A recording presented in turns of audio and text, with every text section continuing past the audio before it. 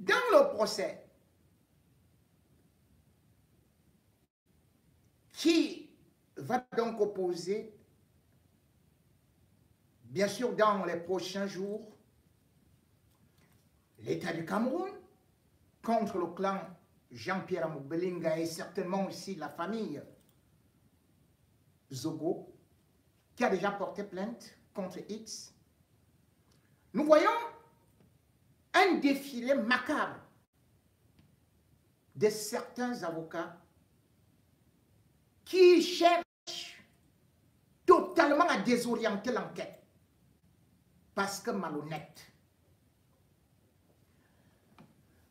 Maître Charles Tchungam, avant même qu'on le puisse, avant même d'interpeller Jean-Pierre Amour-Belinga, a fait le one-man show sur les plateaux de télé, cachant justement ses liens professionnels amicaux avant avec Jean-Pierre Amour-Belinga, voulant jouer à la neutralité comme un expert, voulant apporter l'éclairage alors qu'il était plutôt en train d'enfoncer le peuple vers des chemins tortueux, labyrinthiques, où il savait pertinemment que l'enquête n'allait pas aboutir. Lorsqu'il a eu à intervenir, Maître Charles Tchungam a tout fait pour dire qu'il fallait plutôt regarder du côté de la DSP, qu'il fallait regarder du côté de Ngongo, mais jamais du côté de son client dont il faisait semblant ne pas être le défenseur. Il est passé sur les plateaux télé pour donc désorienter l'enquête, pour blanchir Amour-Belinga avant même qu'il ne soit interpellé. Maintenant, vous avez pu le constater, il s'est mis par devant pour soi-disant défendre un grand homme d'affaires. Il a fait semblant de défendre aussi ou de s'indigner sur l'assassinat de Martinez Zogo. Mais je peux vous dire, cet homme-là n'a pas de cœur.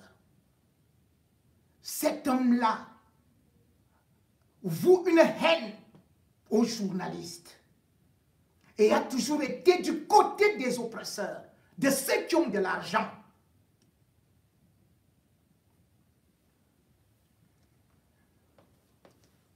L'histoire ne ment pas. Et il y a des dates qui tombent à pic. Comme le disait Descartes, les dés de Dieu tombent toujours à pic. Martinez Zogo a été kidnappé, assassiné, le 17 janvier 2022. Passons. Mais vous avez oublié une date. Martinez Zogo avait été arrêté déjà le 17 janvier 2020. J'étais en prison après avoir passé 8 jours de garde à vue. Maître Tchungam s'indigne de la garde à vue de Jean-Pierre Amour-Belinga, qui est quand même dans une affaire d'homicide en série, avec torture. Mais Maître Tchungam est celui-là qui a soutenu l'emprisonnement de Martinez Zogo, qui a tout fait pour que Martinez Zogo soit en prison déjà le 17 janvier 2020. En effet, c'est Sylvain Gondayolo qui avait des problèmes qui a été dénoncé par Martinez Zogo.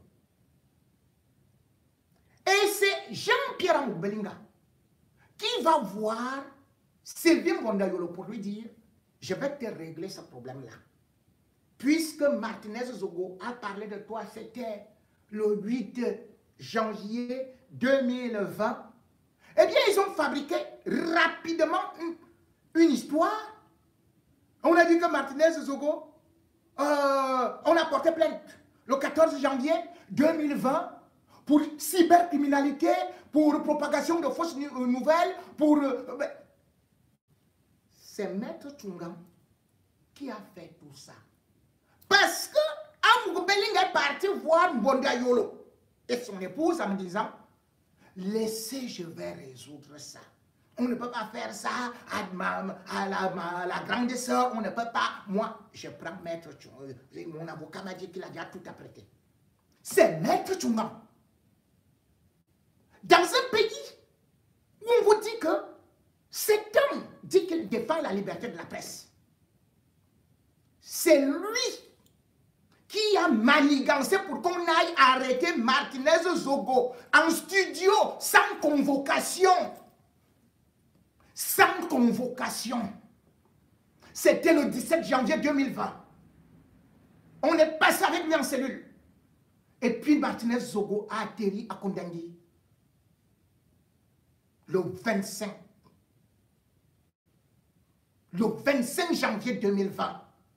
Maître Tchungam, vous avez oublié cette date-là? Vous avez oublié tout ce qu'on a fait à Martinez? Vous allez dire que non, il y a un journaliste là en France qui a dit que machin et tout. Donc il faut regarder ce côté-là. Il faut regarder de ton côté. Toi-même là, tu dois être arrêté. Tu dois être soupçonné. Parce que tu ne travailles et tu ne défends que des assassins, des criminels. C'est ce que tu as fait.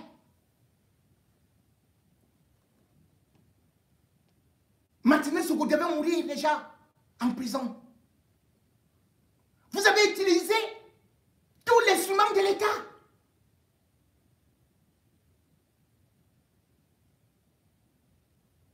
Et puis, Maître Tchungam, vous me citez un journaliste de la France. Vous me prenez maintenant comme une référence. Maître Tchungam, si je suis parti du Cameroun, tu n'es pas responsable. Tu n'es pas responsable. Maître Tchungam, dès que je dénonçais quelqu'un, il courait voir cette personne-là qui a de l'argent. Tous les hommes d'affaires véreux, tous ceux qui faisaient les faux marchés, tel que Maître Tchungam était leur défenseur.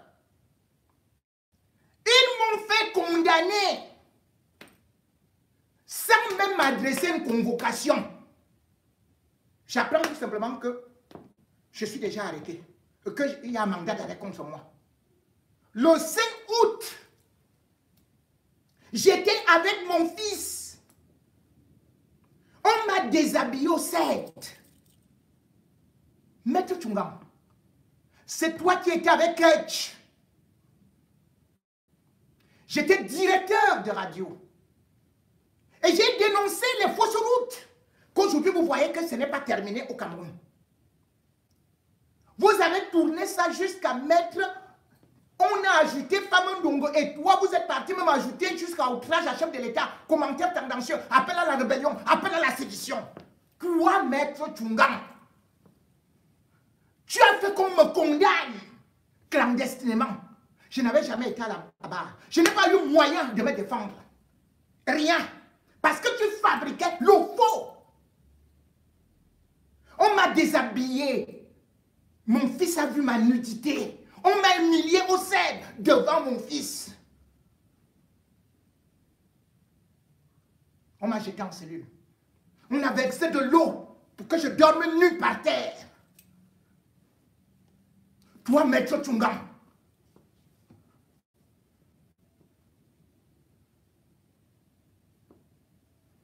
et puis, tu as tout fait. C'est toi qui as rédigé.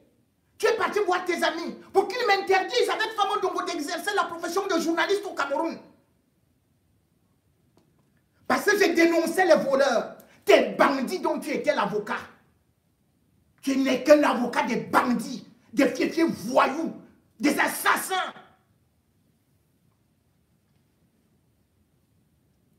Je suis donc parti, je suis donc venu en France. Tu as vu la honte que tu as eue? Tu as vu la honte quand tu m'as retrouvé à RFI avec la directrice? Tu m'as vu, mais comme je suis fair play, tu es parti te cacher derrière des gens. je pouvais te mettre une de ces gifles guang, guang, guang, avec un coup de pied. Mais tu vois, je ne suis pas rancunier, comme vous. Tu vois, j'ai rigolé et je suis venu plutôt te saluer. Une fois, tu m'avais fui au coq noir dès que tu m'as vu entrer dans un restaurant. Tu as poum. Parce que quand tu es au Cameroun là, au Hilton, comme tu es crâneux, les grands airs là,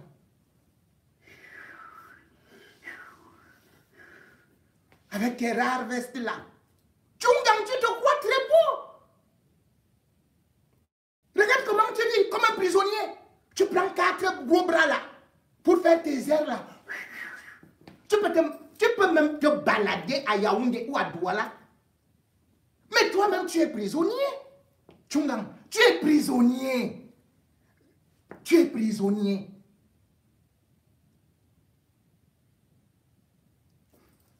Il faudrait regarder ta moralité.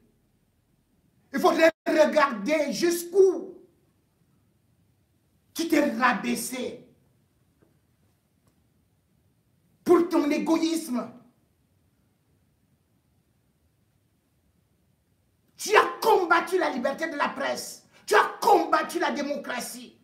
Tu as combattu tous les journalistes qui veulent que le pays avance, qui veulent dénoncer. Tu préfères aller prendre l'argent chez des hommes d'affaires véreux.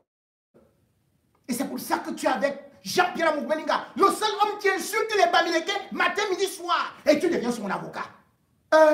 Judas. Vision 4 est une chaîne génocidaire. Pour un monsieur qui dit qu'il défend la liberté d'expression, qu'il voit sa tribu, son ethnie aussi calomniée, aussi dénigrée, et tu pars défendre celui-là, un illettré, juste parce que Judas reçoit quelques petits deniers. Mais en fait, à quoi te sert même cet argent-là? Puisque finalement, il ne te vaut que humiliation. Oui, parce que ton cœur n'a pas cette âme d'offrir, de servir. Tu as vu ton épouse, alors que tu étais le bâtonnier de l'ordre des avocats. Tu as vu ton épouse, la charmantissime, bellissime, jolissime Sylvine Diamba, qui brillait à la CRTV. Tu es venu avec ta bouche, avec tes grands airs là, de Don Juan. Tu fais souvent comme si tu nages. Mais c'est même comment? Le Percy. Tu es venu, tu as dragué l'enfant d'autrui. Et tu as épousé. Brum, je ne vais pas parler. Comment il est devenu malade? Bon, ça peut arriver à tout le monde.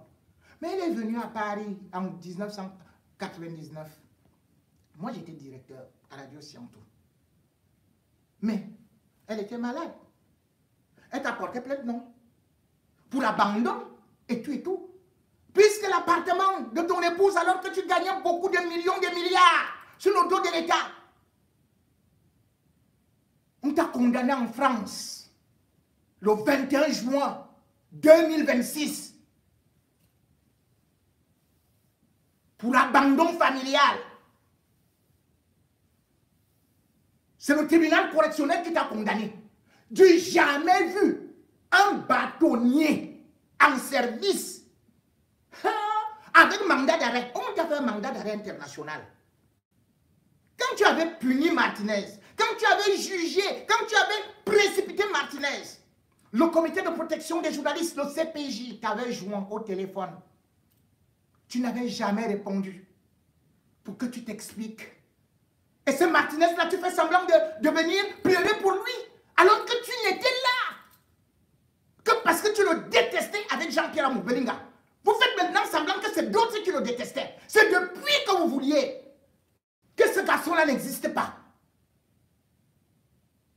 Avocat, avocat, avocat, avocat, lolo. Voilà ta femme, tu as été condamné à 1 an de prison ferme.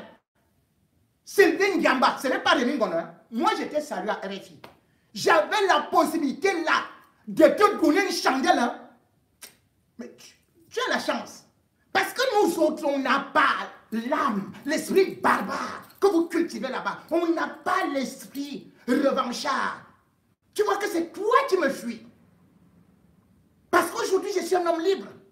Parce que je ne vis pas de l'argent du sang. Je ne vis pas de l'argent des détournements des deniers publics. Je ne suis pas l'ami des monstres, des malabars. Mais toi, qu'est-ce qu'on retiendra de toi? À part d'avoir défendu Amougou Belinga, l'homme qui a tué Martinez Zogo. À part ça, qu'est-ce qu'on retiendra de toi? Mais ce qui me fait mal, c'est mon propre frère, Charles Nguini, de se constituer avocat et qu'il soit le premier à venir dire, par exemple, que non, le lieutenant-colonel Justin Danoué a déjà rejeté tout ce qu'il avait dit. Charles, tu sais, je respecte le droit d'aîné. Surtout, je respecte ta personnalité. Et je respecte les affaires de famille. Qu'est-ce que tu cherches là, Charles? Oui, nous sommes de la même foi qu'on a. Oui, je peux même être sur le plan de ceci. Je peux même être ton oncle, même si tu es plus âgé que moi. Mais du côté, les gars, je suis ton oncle.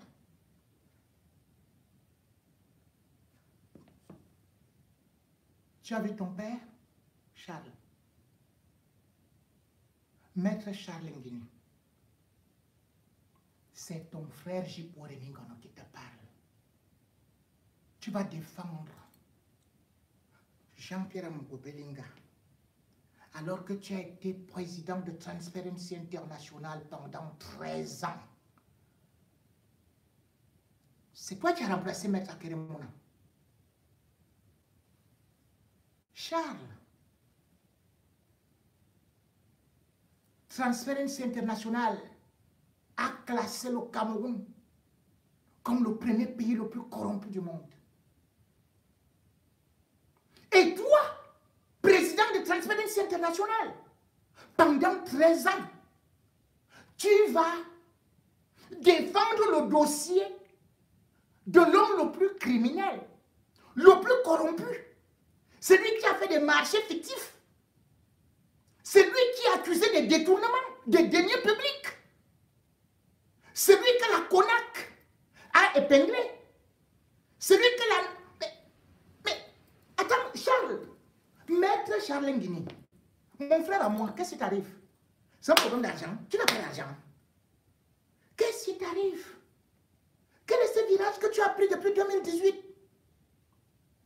Lorsque justement, alors que j'avais confiance en toi, je savais que des gens comme Maître Charles Nguini, surtout Akeremouna, Abobala, que c'est vous qui alliez changer ce pays-là, de l'esprit de loi de Montesquieu que tu as lu depuis quand on défend un malfrat, un scélérat.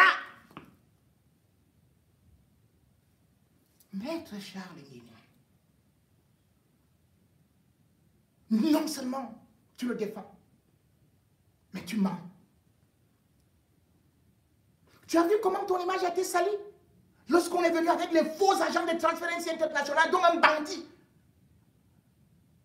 recruté dans la banlieue de Paris. C'est pour ça que tu as été obligé de démissionner sur les pressions de la présidente de Transparency International. Aujourd'hui, tu te retrouves avec celui-là. Tu vois jusqu'où tu salis notre département. Tu vois jusqu'où tu salis mon village, notre village. À Konan, village des hommes intègres. À Konan, là on découvre les intellectuels au mètre carré. Charles, ton père c'était l'équité, c'était l'honorabilité, c'était l'humilité. Rien à voir avec ce zézé, ce plouc qui est imbu de lui, qui est analphabète. Mais Charles, ton père s'appelait Nguini Marcel. Il avait eu le doctorat d'État en 1956 et a décidé de servir son pays à partir de 1957. Il avait eu son doctorat à Marseille. L'une des plus grosses têtes de notre pays. Mais Charles, tu as vu comment tu déshonores notre monument? Là, il est au ciel. Parce que je sais qu'il croyait en Dieu. Je me souviens lorsqu'il y a eu une fois la soi-disant l'apparition de la Vierge Marie à Conon, au niveau de l'école Saint-Quisito. Je suis parti au village. J'ai vu ton père assis sur une chaise en train de prier. Je suis parti le saluer. Parce que c'est un homme qui restera comme une légende dans notre pays. Guy Marcel a été le tout premier président de la Cour suprême du Cameroun. De 68 jusqu'en 1997. Guy Marcel. Jamais on n'avait entendu que ce monsieur avait pris un pot de vin. Jamais on avait appris que ce monsieur, on avait appris que cet homme est corrompu, s'est enrichi. Il vous a élevé comme ça. Nous, on vous admirait. Parce que vous étiez des exemples de l'honnêteté. Parce que votre père, c'était un vrai intellectuel qui servait la patrie et non qui voulait s'enrichir. Ton père n'a jamais été milliardaire. Mais toi, tu es avec les milliardaires, des faussaires. Dis-moi, ton père a travaillé pendant 30 ans. Amoubeling a travaillé où? Mais ton père n'a jamais eu d'immeuble. Ton père n'a jamais eu de grosses voitures. Ton père n'a jamais parlé à un secrétaire général à la police avec autant de mépris. À un ambassadeur, aux généraux. Ton père ne l'a jamais fait. Maître Charles Nguini, prends cette route-là. Tu seras mon adversaire. Plus jamais mon frère. Je te dis pour l'instant. C'est un avertissement. Moi, je n'ai pas de frère faussaire. Je n'ai pas de frère sanguinaire. J'ai des frères qui font dans l'humanitaire. J'ai des frères qui comprennent la misère de ces pauvres femmes, de cette pauvre femme qui est restée veuve, de ces pauvres enfants qui ne verront plus leur papa. Oui, Maître Charles Nguini, tu as des enfants. Tu es parti rendre visite à la famille de Martinez Zogo? Non. C'est pas de resto Hilton. Non, non, pas Hilton. Dans les meubles écans. Crois-tu que les écans peuvent défendre des hommes qui ont du sang au niveau des mains? Crois-tu qu'un vrai écan, comme ton père l'était, un vrai bêtis, qui représentait notre seigneurie, qui puisse accepter Jean-Pierre Amoubelinga s'il était président de la Cour suprême et condamner Jean-Pierre Amoubelinga à mort? Mais toi, tu condamnes la vie de l'orphelin, tu condamnes la vie de la veuve, tu condamnes la vie des journalistes, tu condamnes la vie de la République, tu condamnes la liberté. Oui, défendre celui qui a tué un homme de liberté, c'est défendre justement l'assassin au profit de l'innocent, de la victime.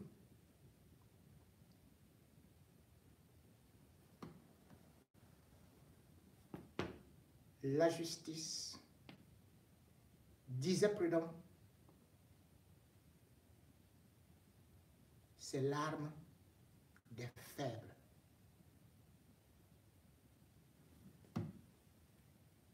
Tu as appris le droit. Tu as lu des livres. Je t'ai connu droit. Et puis ma foi, je te présente certains documents qui prouvent que ces gens-là sont des grands bandits. Ont pillé notre pays et ne méritent pas qu'il soit défendu par un fils du grand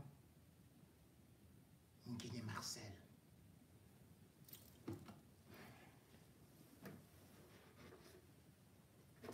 Rarement, je prends ma boîte noire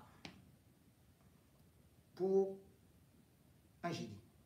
Mais aujourd'hui, je vais sortir ma boîte noire, même si on n'est pas dans les dossiers noirs, mais on y est presque.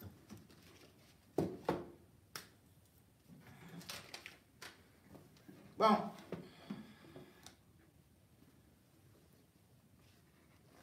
Mesdames et messieurs, nous sommes à une page triste de notre histoire. Et quand on parle de certaines choses qui sont graves, là où on a versé du sang, là où on vole beaucoup d'argent, il faut prendre un peu de temps. Je sais que les enquêteurs aujourd'hui sont beaucoup menacés, en commençant même par le colonel Otoulou. Mais je sais qu'il est courageux. Colonel, ne baisse pas tes bras. C'est le moment.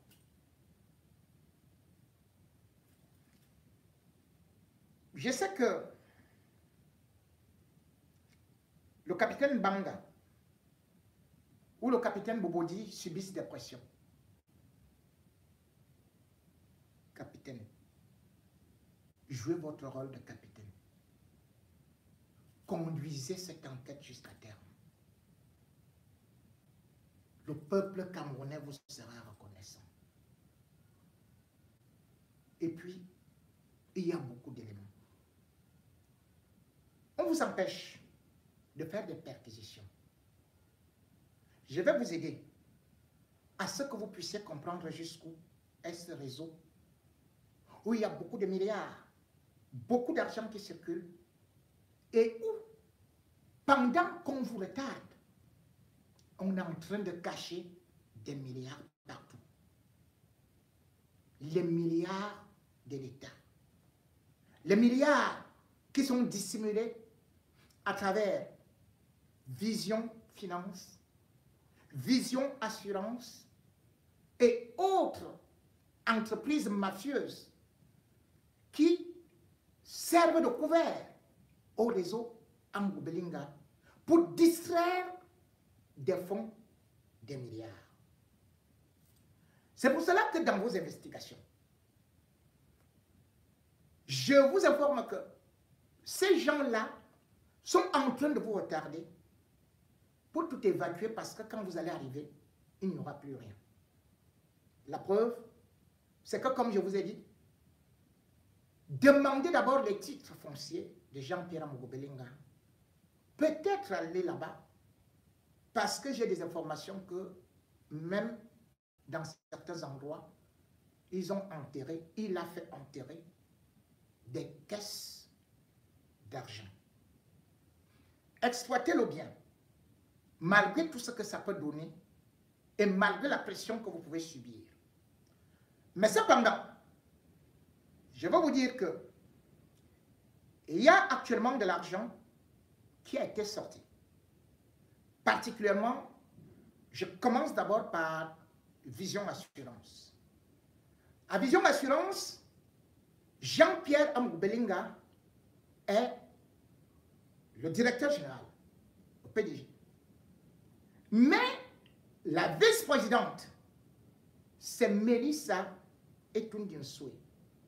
Bien évidemment, vous savez que Etundinsoé, c'est celui-là qui a distribué des milliards à la DGRE et particulièrement qui a donné de l'argent cash à Justin Danoué pour des opérations. Amgoubelinga fonctionne donc avec beaucoup de cash. Et aussi ce cash se trouve dans les coffres forts.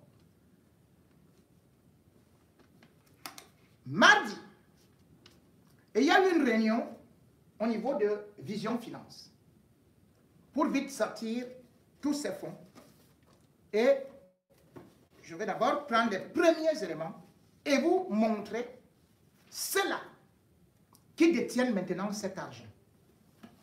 En réalité, dans le coffre-fort, il y avait 2 milliards. Et ces 2 milliards, à la supervision de Mélissa, l'épouse de Jean-Pierre Amoubelinga, on a décidé de dispatcher cet argent. Donc, quand vous allez arriver là-bas, il n'y aura plus rien. Il n'y aura pas quelque chose chez elle. Celui qui a fait et à qui vous devez demander également des comptes, je vais vous le présenter. Il s'appelle Evina Albert. Evina Albert est le gérant. Et lorsqu'ils se sont réunis, ils ont fait l'état des lieux. Et ils ont décidé à distribuer à chaque responsable, parce que c'est une entreprise familiale, pour des détournements. Chaque membre a pris 200 millions pour aller cacher. Je ne sais pas où. Pour vous dire que si vous l'exploitez, il vous dira beaucoup de choses. Dans cette réunion, il y avait ce monsieur. On l'appelle Besson Bertrand. Il est responsable commercial. Il a reçu 200 millions sur les 2 milliards. Chacun sait, là il doit aller cacher ça. Regardez-le bien. Besson Bertrand.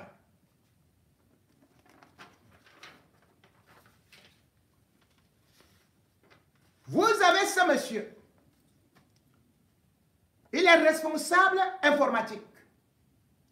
On l'appelle Écoulé Tony. Lui aussi est sorti de là avec 200 millions.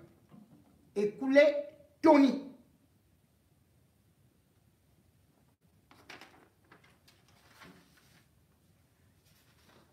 Cette belle dame que vous voyez là est responsable sinistre.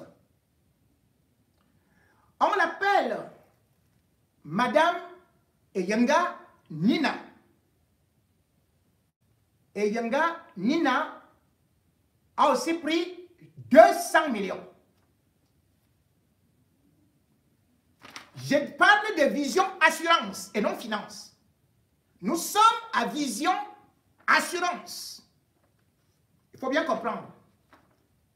Donc la PDG adjointe est Mélissa, mais en fait, c'est elle qui gère ça.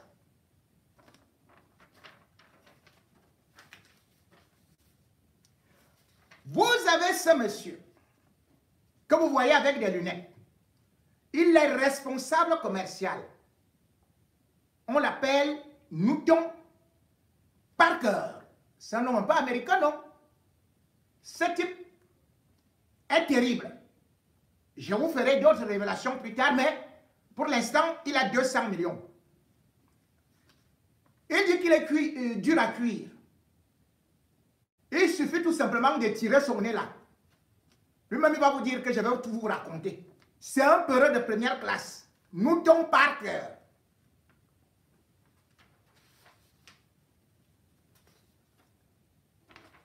Cette dame que vous voyez, qui ressemble à une ancienne de l'église, elle dit qu'elle produit. Donc, on l'appelle responsable. Oh, son poste, c'est quoi? Responsable de la production. Elle a un nom étonnant. Bien sûr. On l'appelle Madame Okala Jeanne. Madame Okala Jeanne. Cette maman a pris, ou bien cette dame a pris 200 millions également. Et puis vous serez surpris, celle-ci n'a même pas un grand poste, puisqu'elle est tout simplement commerciale, apparemment innocente. Et puis, voilà. Elle s'appelle Mbia Anastasie. Elle a aussi pris 200 millions. Quand vous allez donc arriver à Vision Finance, vous ne trouverez plus rien. Je vais vous présenter cette tête de cerveau, ce cerveau. Regardez-le bien. Il a le nom d'un ancien directeur de Vision 4. Obama. Mais ce n'est pas Ernest. Hein? Lui, c'est Obama Roger. Normalement, c'est lui qu'on dit qu'il fait le contrôle et l'audit. Ce monsieur, lui, on lui a confié tous les véhicules. C'était les 4x4, hein? Il y en a 6. Les 4x4 de Vision 4, de Vision Finance, Assurance. Vous ne pouvez plus les retrouver. Obama Roger est parti avec ça. Vous voulez le retrouver? Où retrouver ces véhicules? Allez à Rond-Point Express, bien massif. Peut-être qu'ils vont vite déplacer là. Courez au Rond-Point Express, bien massif. Ce monsieur-là. Il y a un autre. Oh là là. Où est sa photo? Bon. Oh, c'est là-bas. Bon, continuons. Celui-là, il s'appelle Mbondo Jacques. C'est-à-dire, il est aussi dangereux comme celui-ci. Là, c'est à Vision Finance. Mbondo Jacques. Parce que je n'ai pas... Oh là là, j'ai laissé les photos de ceux de Vision Finance. Mbondo Jacques est sorti de l'ISAM, de Jean-Pierre Belinga. Et ce Mbondo Jacques, lui, il a agi mercredi. Il est allé, bien sûr, à Vision Finance qui se trouve du côté de la DRPJ. Vous voyez, ils n'agissent pas loin, vers la CCA. Voilà. C'est là où ils sont allés. Et il a récolté là-bas 700 millions. Il a vidé les caisses, 700 millions pour Vision Finance. Puis, il a couru en Bancomo, en face de la station. Il y a une autre Vision Finance là-bas. Il était là-bas à 14 h. Il a pris 100 millions. Il a couru avec cet argent, donc 800 millions, pour aller déposer à Ora Bank. Je vous avais dit que Ora Bank appartenait à un Burkinabé. Et dès qu'on dépose là-bas, les paradis fiscaux. Allez vérifier vous-même. Allez vérifier vous-même. Je peux vous dire, vous pouvez même aussi demander, hein, comment on appelle, voilà, celle qui est directrice de Vision Finance. C'est la belle-sœur de Fouda Bega. C'est la belle-sœur de Fouda Bega. Je crois qu'elle doit se prénommer Nicole. Quelque chose comme ça. Interrogez là. Parce que tout ce que Laurent est en train de vous faire là, c'est perdre du temps. Vous n'allez plus trouver des traces d'argent.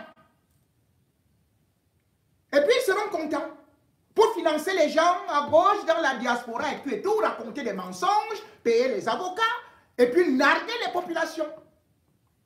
Mais je vous ai dit, je ne sais pas si vous l'avez déjà appris, Norbert Ebodé, ne l'oubliez pas, hein?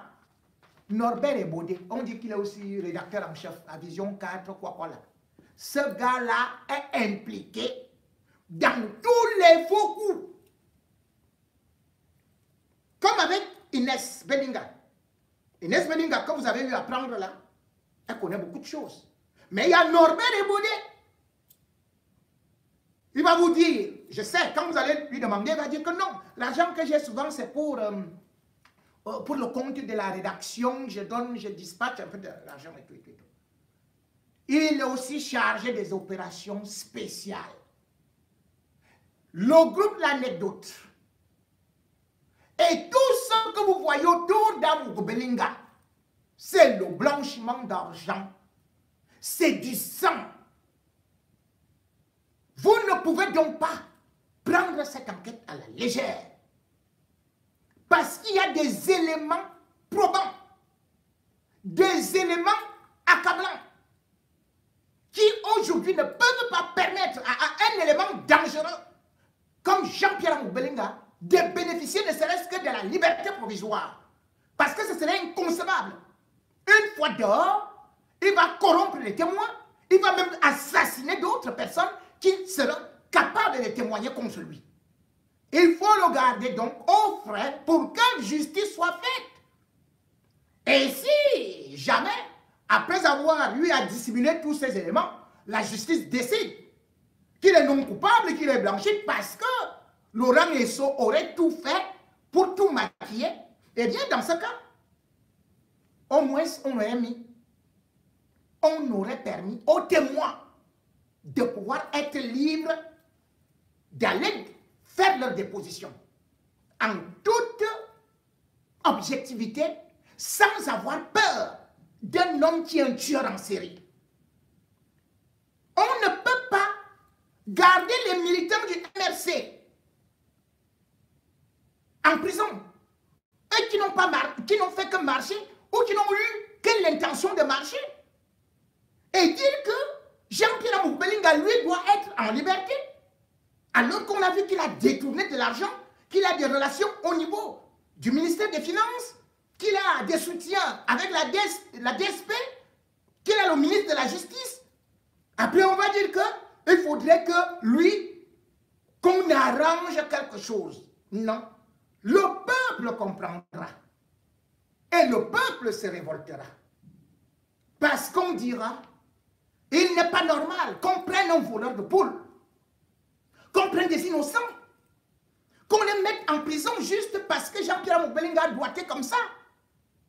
Et que de son côté, qu'on dise que lui, il est innocent alors que son père n'a jamais eu touché à 1 million. Son grand-père était pauvre comme lui. Comment se peut-il qu'un voleur de cacao en vin, comment se peut-il que quelqu'un qui vendait nos oiseaux devienne subitement milliardaire? Monsieur le Président de la République, vous avez déclaré, après avoir prêté serment, que vous placiez votre règne sur la rigueur et la moralisation. Côté rigueur, Jean-Pierre Amogo Belinga n'a jamais été rigoureux. Côté moralisation, c'est l'incarnation du démon. À partir de cet instant, il est l'antéchrist, ou plutôt l'antibia. Et d'ailleurs, ses intérêts, c'est d'arriver au pouvoir avec la mafia de la République centrafricaine et le réseau de Laurent Esso et Moutazé. Il est donc temps, au soir de votre vie, au moment où vous devez conclure votre long parcours, qui n'a pas été une réussite, au moins de vous rattraper à la fin. Parce que La Fontaine le disait, en toutes choses, il faut considérer la fin. On peut rater l'introduction. On peut même rater le développement dans une rédaction. Mais si la conclusion est bonne, parfois le peuple ne peut retenir que ça comme essentiel. En tant que celui qui incarne justement la justice, celui qui incarne la nation, celui qui doit défendre le droit,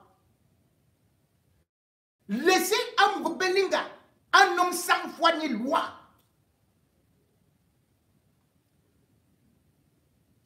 qui traite comme un rien du tout ceux-là que vous avez nommés par décret, ce serait un aveu de faiblesse. Il n'y a qu'un seul chef d'État. C'est vous, M. Biya. Vous savez, je n'ai jamais été d'accord avec vous. Mais aujourd'hui, je suis du côté du peuple. Parce que ce peuple-là, pour une fois, que ce soit du côté de l'opposition, de la société civile, que ce soit même sur le plan international, tout le monde soutient que justice soit faite pour Martinez Zogo, pas seulement lui, mais pour d'autres innocents. Parce que vous avez été accusé à chaque fois que c'est vous qui avez couvert ces crimes, qu'aucune enquête n'a abouti. Et ils ont appris finalement de votre laxisme à rester et à régner dans l'impunité. Même quand les crimes ne sont pas d'État, ils ont réussi à transformer leur règlement de compte privé en crime d'État. Il s'agit d'un coup d'État. Et lorsque quelqu'un fait un coup d'État, c'est Laurent Esso qui a fait passer la loi de 2014 au niveau de l'Assemblée. Ce sont des terroristes. Et il faut les juger tels quels au tribunal militaire avec la dernière énergie et qu'ils soient condamnés à vie selon les lois de la République, selon les lois que eux-mêmes ils ont fait passer. Et ils ne faisaient pas passer ces lois contre nous. Ils faisaient passer ces lois aussi contre eux. Et c'est aujourd'hui que vous devez veiller à ce que cela soit appliqué avec rigueur, puisque vous avez dit rigueur, rigueur. Il est l'heure et ils doivent lire l'heure.